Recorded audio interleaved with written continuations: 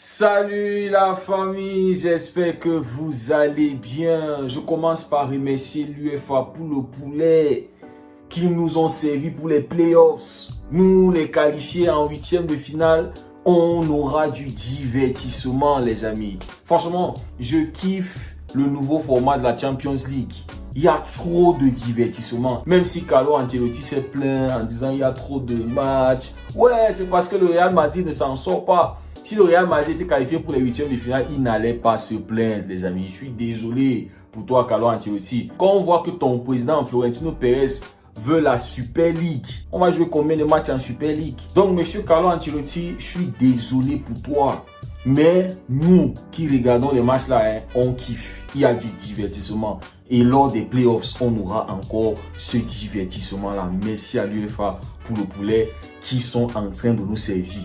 Les amis, les Madrilènes sont très confiants et j'étais en train de causer avec un frérot qui supporte le Real Madrid et il était en train de me dire que pour lui, c'est un match déjà acquis. C'est une victoire. Le Real va facilement rouler sur Manchester City. City, c'est mort. Le Real va gagner. Les Citizens, eux aussi, bien qu'ils ne sont pas en forme, City est bipolaire. On ne sait pas quel visage City va montrer face au Real Madrid. Et c'est ça le danger, les amis. C'est ça le danger. Je me dis que City peut surprendre le Real Madrid. Mais avantage, c'est pour le Real Madrid parce que le Real Madrid est en forme. Sur les 8 derniers matchs du Real Madrid, il n'y a que la défaite face au FC Barcelone. Il n'y a que le Barça qui les a écrasés. Il n'y a que le Barça qui les a rendus vauriens, les a rendus nuls à chier. Mais ça a été victoire sur victoire.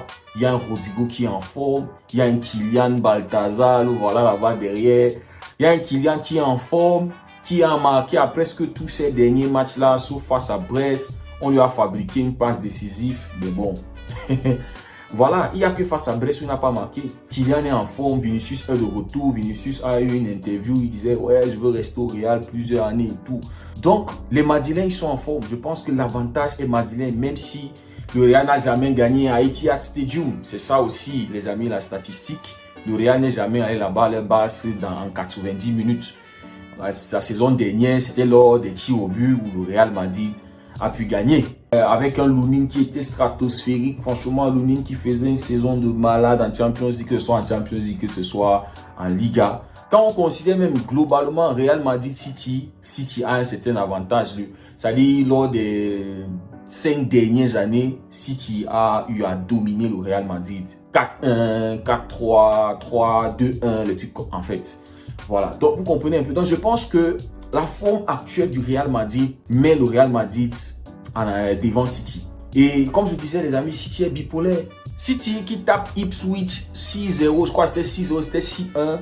Et on se disait que voilà, City face au PSG, on va se régaler, ça va être un gros match. City qui mène 2-0, City qui se fait remonter les 2 buts et perd 4 buts à 2. Le week-end, ils reviennent, ils battent Chelsea 3 buts à 1. Mercredi, face à Bruges, ils n'étaient pas loin d'être éliminés. Ils étaient menés à la pause 1-0 et on pensait que City allait être éliminé. Ils reviennent en deuxième mi-temps, ils marquent 3 buts. Donc, c'est là le piège pour le Real Madrid. On ne sait pas quel visage City va montrer face au Real. On ne peut vraiment pas définir c'est quoi le City que le Real Madrid va avoir. Guardiola peut opérer la magie parce que c'est un génie. Il peut surprendre le Real Madrid. Mais les amis, c'est pas sûr. De même qu'on peut avoir un City tocard. De même qu'on peut avoir un City voilà, qui se fait écraser par le Real Madrid. Un Kylian qui va performer. Rodrigo, on se rappelle la saison dernière, Rodrigo qui avait marqué, je crois, lors des 2 confrontations. Donc moi, je vais dire attention au Real. Ils ne savent pas quel City ils vont affronter. Et quand je regarde les matchs à partir de demain jusqu'à cette rencontre-là, le Real Madrid est défavorisé parce qu'ils ont 3 gros matchs. On sait que le Real est en train de chasser la Liga. Ils sont en course pour la Copa del Rey et aussi ils veulent se qualifier pour les 8e de finale. Demain, le Real est à l'extérieur contre l'Espagnol de Barcelone. Et là-bas, Carlo Ancelotti va mettre son 11 type pour pouvoir tuer le match parce que le Barça est derrière. Le Barça est encore dans la course. Atlético est aussi dans la course. Donc tous les titulaires vont jouer demain. Et côté City, le seul gros match qu'ils ont, c'est dimanche face à Arsenal. Et ça sera à l'extérieur. Après ça, ils ont Leyton quelque chose, Leyton Orient, un truc comme ça. C'est le seul match qu'ils ont avant d'accueillir le Real Madrid. Je pense que leur adversaire en FA Cup doit être une équipe de Détroit, un truc comme ça là. Donc c'est un match où Guardiola n'aura pas forcément besoin de mettre son 11 type. Il peut cuisiner une équipe deuxième, une équipe B qui peut aller gagner ce match-là tranquillement. Après, Espanyol, le Real Madrid aura Leganés en Copa del Rey. Et je vois encore Carlo Ancelotti mettre son 11 type. Parce que Leganés ne va pas être facile, c'est la coupe. Même si le Real Madrid a l'avantage. Et avant City, Real Madrid, on aura Real Madrid Atlético. Un très gros match, un match déterminant pour le titre. Un match déterminant pour le titre. C'est un classico, c'est un match où la Liga se joue. Donc, les titulaires du Real vont forcément jouer tout le match, dépendant de comment Atlético va jouer. Si Atlético pose énormément de problèmes au Real, il n'y aura pas énormément de changements de côté Real Madrid. Donc, les titulaires vont devoir jouer ce match pour essayer d'arracher la victoire, de gagner. De même comme le Real Madrid peut tuer Atlético, peut être plus fort qu'Atlético, peut-être tuer le match en premier temps et puis Ancelotti peut faire ses changements. Mais je ne pense pas que ça va être ce match-là parce que Atlético va vouloir prendre des points. Et après ça, ils auront le match à Etihad. Donc mes amis, je pense que cette rencontre entre City et le Real Madrid a une certaine nuance, surtout pour le match aller. Le Real qui aura plus de matchs à jouer avant de rencontrer City. Les titulaires de City qui vont pouvoir se reposer, se ressourcer avant ce match. Maintenant, la forme actuelle du Real Madrid qui les met aussi, qui les donne cet avantage-là. Vous voyez un peu. Maintenant, ajouter à ça le visage bipolaire de City. On ne sait pas quel visage City va nous montrer. Est-ce qu'on va voir le grand City? Est-ce qu'on va voir un City qui va être performant face au Real Madrid, qui va jouer du beau football convaincant, qui va essayer de peut-être gagner le Real Madrid? C'est ça la question. Mais je dirais attention aux Madrilènes. Ne soyez pas confiants pour ceux qui peut-être sont confiants, parce que comme je vous disais, j'ai un frérot qui est très confiant. Ils vont un match facile pour le Real, 2 manches. Voilà, l'avantage c'est que le Real va jouer le match retour à Santiago Bernabéu.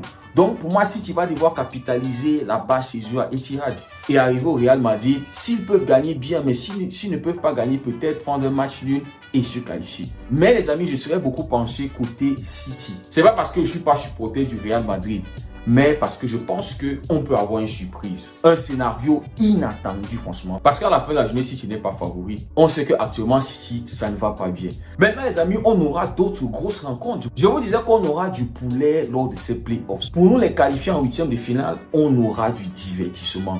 Brest qui va accueillir le PSG. Brest qui peut faire la surprise face au PSG. Oui, les amis, Brest peut éliminer le PSG. Brest peut visser le PSG et le faire sortir. En fait, c'est le spectacle qu'on veut voir. Sporting Dortmund, ça va être aussi un gros match, les amis. Celtic Bayern, ça va être aussi un divertissement. Monaco Benfica, les amis, c'est un autre gros match. Club Bruges contre Atalanta. Bruges qui a failli sortir City lors de la dernière journée. Donc les amis, je pense que ça va être un très gros match. Juventus PSV Eindhoven. Feyenoord Milan AC, les amis. Voilà une autre grosse rencontre. Donc les amis, je pense que ces tirages ont été très bien faits. On va manger du très bon poulet en 2 semaines. Pendant ce temps, j'espère que le Barça sera en train de bien se préparer pour les 8e de finale. C'est surtout ça l'avantage. Mais sinon les amis, dites-moi ce que vous en pensez en commentaire. J'espère que comme moi, vous êtes en train de kiffer ce nouveau format de la Champions League. Merci beaucoup d'avoir suivi la vidéo. Si le contenu vous a plu, n'oubliez pas de liker, de vous abonner. Ça fait énormément plaisir, votre soutien. Prenez tout soin de vous. On se dit à très bientôt. Que Dieu vous garde.